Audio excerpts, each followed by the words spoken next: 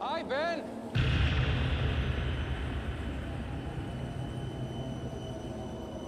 Daddy? You want a balloon, Ben? They float. They all float. Come here, son. You'll like it down there. You'll never have to grow up.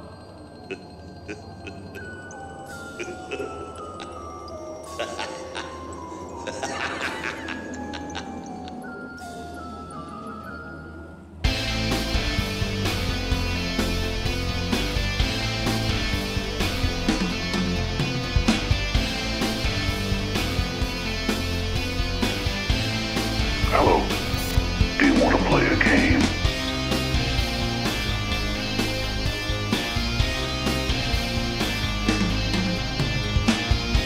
Let's shoot this straight to DVD piece of shit already.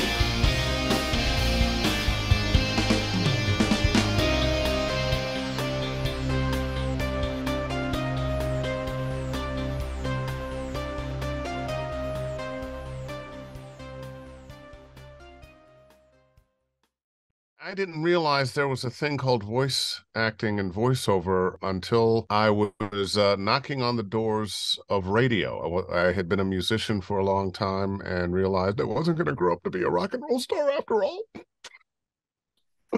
So I went into radio, and for a while before I got on there, I was writing commercials and doing some things in a radio station. And the morning guy came out, and we were friends as I was arriving. And I say, hey, where are you going, man? And he goes, well, I'm going over to the city to do some voiceover work. I make more money doing that than I do on the radio. And then he told me, he gave me a little education on what I'd need to do, which boiled down to, you need to do a demo tape of you doing some commercials, send it to an agent, and then you can start your career. Well, I was focused on getting on air in the radio. So although that conversation never left me, I didn't do anything about it for about 2 years. I started knocking on the doors of voiceover, taking some classes, getting an agent. I was living in the San Francisco Bay Area then. It's funny, I always say it was a career that I couldn't see because it was so omnipresent, you know, your radio, your television. There's voiceover everywhere, and unless you kind of think about it, and back then, I don't think as many people were interested in voiceover as they are now. So you kind of hear these voices on radio and on television, but you're not really paying attention with oh yeah, I could have a job doing that. I was the voice of the Michael Jackson and Prince hotline on a company called Megaphone, and that was way back before your time when there were 976 numbers. People would call on the phone. They'd be charged X amount of dollars per minute to get information. And this company was one of the leaders in that, and they originally hired me to drive from Berkeley over the bridge to San Francisco every Wednesday to watch the California lottery and then record what the winning numbers were so people could call up and pay to hear the numbers. And from that, it went on to, I became the voice of the Prince and Michael Jackson hotline, and then I did a romance line for women. So that was kind of crazy. Just look at you. I know I told you I'd always keep moving, Lee. But I'm tired of running.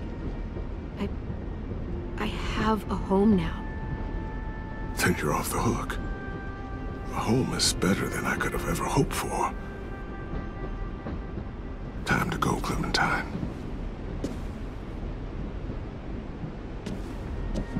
You've got people that need you.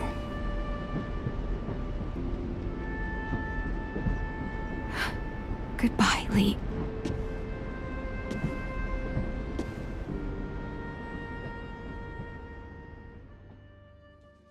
Well, you know what? Most actors get jobs by auditioning, and that's exactly what happened with me. I got an email from a casting director who said, "Oh, we're looking for a voice for this character Lee Everett for this game, the Walking Dead game that we're about to do, and we kind of need it in a hurry. Here's the script. We want a natural performance. The guy was a college professor, killed his wife when he found her cheating her and her lover.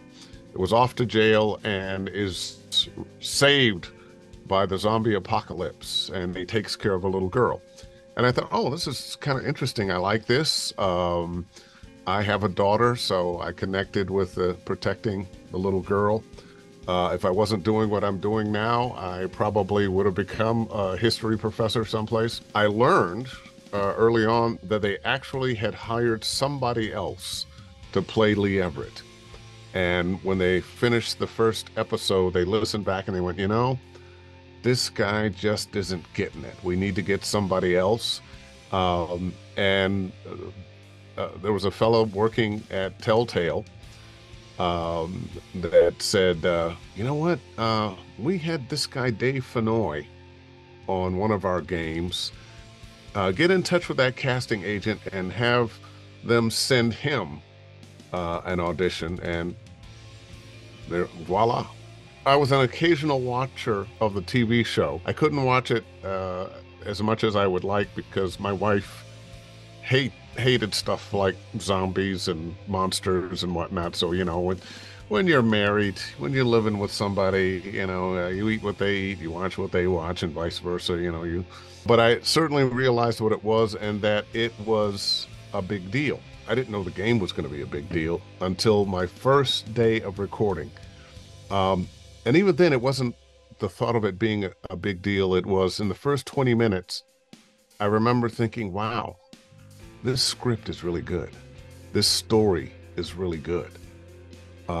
This is just better than most of the things I'd been working on, and I'd worked on a lot of really good things. I did not realize just how good until the first episode came out, and the video game press just embraced the Walking Dead game. Rolling Stone magazine said, oh, it's better than the TV show. Writers kept writing about how good the acting was, not just of me, but all the characters. And I thought, well, this is interesting. If it were a movie or a TV show, they'd be naming the actors who are doing these performances that they find so wonderful. And I started getting in touch with some of these writers. Hey, you know, I appreciate you guys. You like our work and my work, but we all have names because it really was a great ensemble cast, just a great batch of actors, and I thought I was going to get, well, yeah, we just don't mention voice actors in video games. But I got the, oh, wow, we didn't know. Great. Oh, what's your name again? Dave Fennoy? Oh, and what are some of the other, oh, Melissa Hutchinson? Okay, great. Oh, fantastic. Well, so we started getting mentions, and after that first year, we got over 100 Game of the Year awards. I was nominated for Best Performance in a Video Game a number of times, as was Melissa Hutchinson, who played Clementine. We even got to go to London because we were both nominated for BAFTAs. And for those who don't know, that's the British Academy of Film and Television Arts Awards.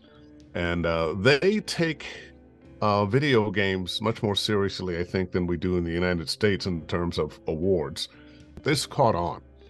The stars aligned and everything just said, no!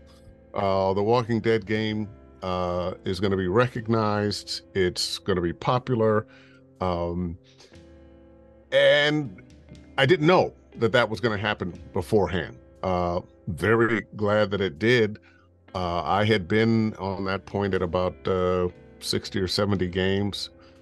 But in the gaming world, which was still very much, I think, in its infancy, I was like the actor you see on TV or in movies that you recognize the face and the performance. Oh, yeah, I like that guy, but you don't know their name. Well, now I became, award-winning, nominated actor Dave Fennoy. And it put me on the map in the world of video games in a way it had not. And of course, Telltale after that, and anything they had, there was a role for me. And other video game companies, I think, I'm not going to say just because of that, but I think sometimes when you've gotten some notoriety, people hear you differently. You know, it's like a band that you heard for a while and you didn't like them that much. Then they win a Grammy, and all your friends like them, and then you go, oh yeah, you kind of get into, oh yeah, I see whatever this whole thing was about, and after that you're looking for them. Oh yeah, well, let me get that band's new record. Of course, now we don't have records anymore, but showing off my gray hair with that. It was very surreal, and it was nothing I ever expected in my career. All I wanted to do was work doing this voice acting that I love once I had gotten into the business. So I wasn't thinking of, you know, I'm going to be awarded and so forth. I just wanted to have a career that I did pretty well in, doing something I enjoy. Who's your favorite character? And so far, and I don't see that changing, is Lee Everett. And Lee Everett is my favorite character, one, because it was so close to who I am anyway, and B, Lee Everett gave me so many gifts.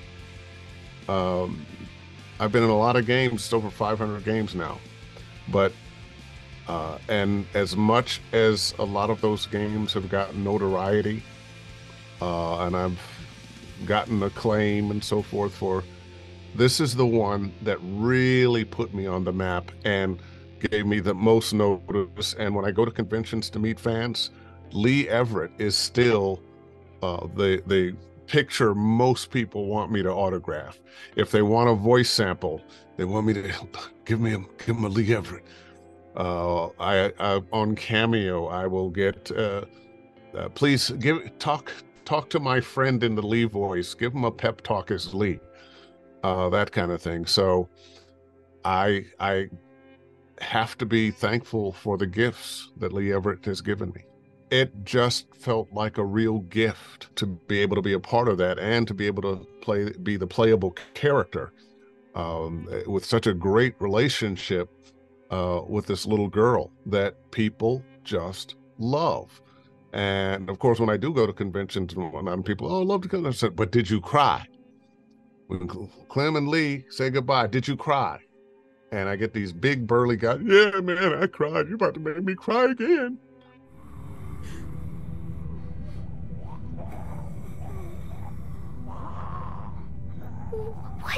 What is it? No, don't worry. All right.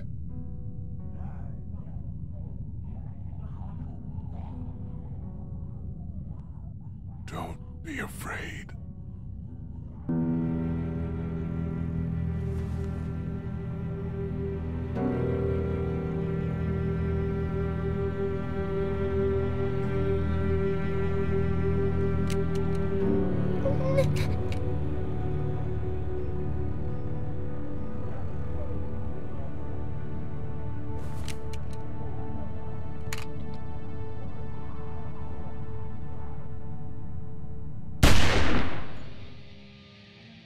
You know, they told me while we were recording episode 3 that he was going to get bit in episode 4 and die in episode 5. And I would, at first, my initial reaction was, well, damn. Because I knew that they were planning more years of production. I was thinking, well, you're going to kill me off. You're going to kill it. I only got 1 year on this thing. Now, I thought I was going to have this job for a while. So I wasn't real happy about it, but, you know, I made my peace with it. And ultimately, I don't think the game would have had the impact that it had ultimately if Lee had survived. You know, Lee Everett had to hand off the baton to Clementine. He finished his job. He trained her. He took care of her. He got her ready for the world they were living in. And then he had to say goodbye. But I remember going into the studio, and if you're an actor, you learn how to, give an acting cries. But I actually was in tears. I actually was really crying through this scene, and I just decided to go with it and use it. And Telltale at the time was filming as well as recording, so there's some film out there of me saying goodbye, standing in front of the microphone, crying like a baby. But I really felt it. I think, a lot of times when you're with a character for a while, this was almost a year of recording Lee Everett. And all that mixed in with this character's dying, the relationship with this little girl is dying. Oh, I ain't gonna get paid in the next season for the next one. So many things rolled up together to really bring tears to my eyes, real tears. And if I have any kind of wish for the rest of my career, it would be to have be able to play another character like a Lee Everett that had that kind of popularity, that touched people the way Lee and his relationship with Clementine touched people. One of the things I like about Lee was he was an original character. I've played a lot of Marvel and DC comic characters from the comic books years ago, but I think playing a character that I got to bring him to life. No one knew who this character was. I'm the one who got to make him iconic, and unfortunately they killed him off, so won't be anybody else playing him. But if that would be my desire, I'm always looking for another character like a Lee Everett that has that kind of impact, that is part of that touching a story.